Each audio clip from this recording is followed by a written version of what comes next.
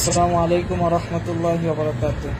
আমি আব্দুল্লাহিল মারুফ ফেনী থেকে হাফেজ আশরাফ সাহেব হুজুরের মোবাইল থেকে লাইভ করছি। এই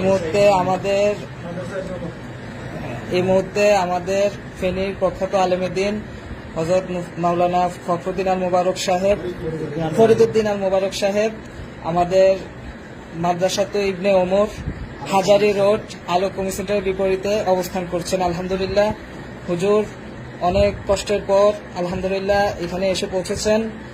আমরা অনেকেই হুজুরের ভিডিও দেখেছিলাম, শেয়ার করেছিলাম। হুজুর খুব করুণ পরিস্থিতিতে ছিলেন।